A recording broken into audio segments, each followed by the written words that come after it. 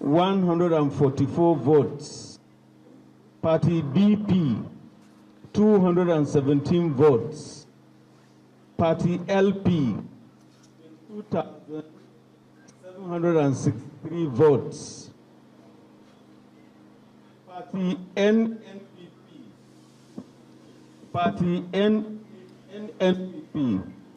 1,034 votes. Party NRM, 720 votes. Party PDP, 247,274 votes. Party PRP, 635 votes. Party SDP, 537 votes. Party YPP, 296 votes. Party ZLP, 254 votes. That Akwebola Monday of APC, having satisfied the requirement of the law, is hereby declared the winner and is returned elected. Signed by the returning officer, Professor Farouk Adamukuta, this day, 22nd day of September, 2024. All right, Rufai, I don't know if there were surprises that we had talked at length about the Edo elections last week, the weeks leading up to the elections. Overall, was said to be quite peaceful. I don't think we recorded at least any loss of lives, and that's great. But there were concerns around the integrity of the process and other things. But at the end of the day, Senator Monday Okpebholo is now the governor-elect of Edo State. Your take on this story? After the 83 elections, Fela Kuti sang a song. It says, crazy democracy. Demonstration of crazy demonstration. That's what our democracy has become. It's a complete demonstration of craze. But what shocks me the most is that most of the things that happened in the 83 elections 40 years ago are still happening today. Mass rigging across all political parties. All of them are suspect. No one is a saint among them. Because the same people that want to say tenets of democracy also rigged. All of them put together. The question is who rigged more than the other? Secondly, the fact that IREV, that they said was going to be an election fixing machine, the result on the IREV was different from the other results. You see, let me tell you something about 83 elections. Bolagi at some point in Ibadan, when things were not going his way, started reading out results on television. Just like a certain governor in the PDP was also reading out his collated result, which he had no right to do. And if we condemned when we had that shenanigan in the States with Benani, we also condemned what he did. Despite he tried to defend himself, he said, no, he's just reading what he had collated. We also saw polling units where you had accredited voters of 300, if my memory serves me right. But the voters for a certain political party went up to 2,000 or something. Or maybe I was seeing double. Please correct me if I'm wrong. So all of this shenanigans, 40 years after, is still the same. The only difference is there was less violence. So what is the future of this democracy? And now I'll tell you, increasingly people are not coming out to vote. That's why over 2 million PVCs, less than 500,000 people or 600,000 people voted in the election because people know that it's now become a demonstration of craze. They know that it's the quest of the biggest might, federal might or whatever might you want to use. They know it's a whole body of shenanigans. And for people like the governor of the state that is complaining about his undemocratic lack of democratic tenets, ask Governor Obaseki, when he didn't swear in lawmakers, was that democratic? Ask him. When there was division in his own party and all the people that work with him are no longer there, was that democratic? So all of them share in the blame. All right. And together, it is a demonstration of craze we had. All right, Dr. Bati. Okay, very interesting outcomes from Edo State, but should anybody be surprised? Ahead of the election, the PDP was already saying that there was an indication that there will be the supremacy of federal might.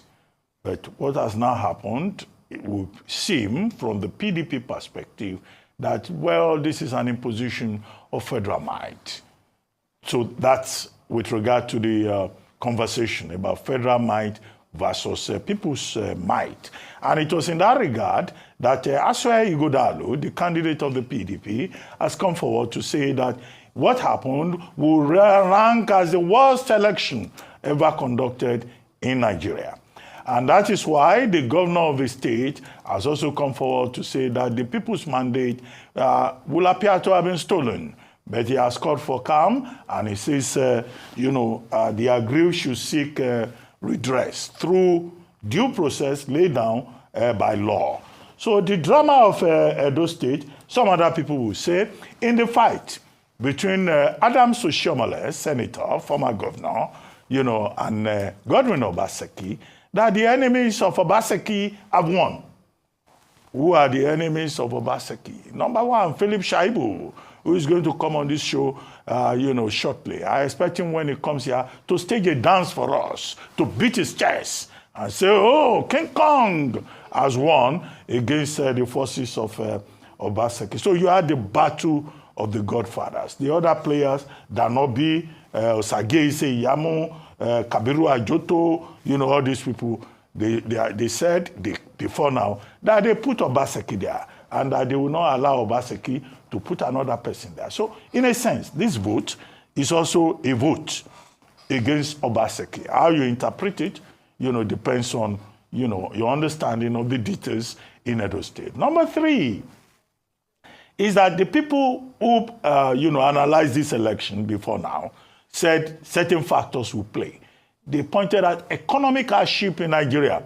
That economic hardship will create a situation whereby the people of Edo State, who have been part of the end bad governance process and who have a lot of enlightened people, will say that no, the APC government should not be rewarded with victory in Edo State. But that's precisely what has happened. The APC has been rewarded.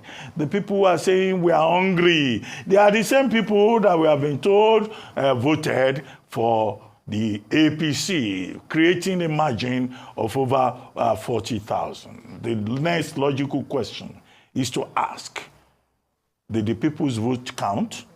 The election was peaceful, yes, but was it free and fair? So people have commended the security agencies for maintaining the peace. But what happened in terms of freeness, and fairness of that particular election? The Edo State people, as we have always said, we don't have a dog in this fight. We are just talking heads on television.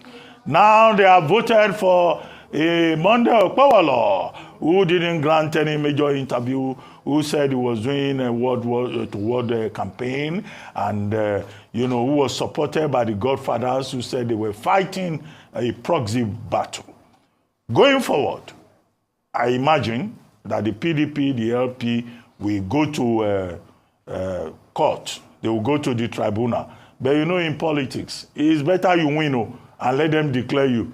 If you go and say you are petitioning, you may not win. Well, that's the thinking, among politicians. But, this is the situation we have before our hands. But I will praise Asue Ighodalo for the gallant fight he has put up. I will praise, Olumide Apata, Oludi. If we were to vote on the basis of beauty of advertisement, Olumide Apata will have won arms down. But it's okay. It's a good beginning for him. And it's also a good beginning and a, giant stride for Asue Ighodalo.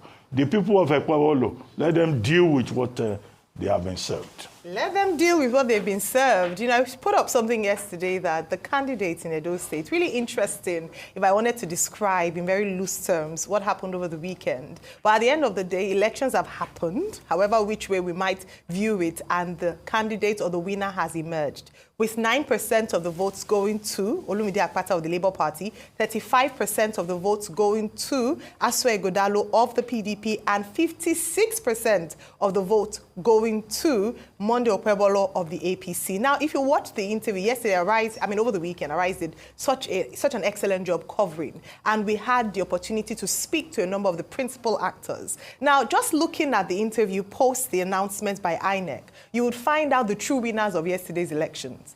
Senator Monday Okpebholo hardly said one or two words. We could just see his face, the elation on his face, almost unbelief that, wow, this finally happened, he's governor-elect. But the key people who were speaking were Senator Adams Oshiomhole, were Mr. Philip Shaibu, who are going to be speaking to in a few minutes. And I'm looking forward to that dance, Dr. Bati. If he doesn't do it willingly, we will ask for it, because I think he should do a dance. And then, of course, even the uncommon senator, the president of the Senate, Senator Akpabio, was there as well, triumphant, talking about how triumphant. They almost didn't give enough time for Senator Monday Okpebholo, who is on the ticket, to say anything. And so you see who really emerged victorious on this election. It would be great to speak to our correspondents on ground to also feel the pulse of the people. How are Edo people feeling? Are they excited? Are they joyful that this man who didn't deem it fit to speak to them throughout the course of the elections, where he said he went word to word, but they didn't have an opportunity to really interrogate his plans, his policies for the Edo people, emerged as winner?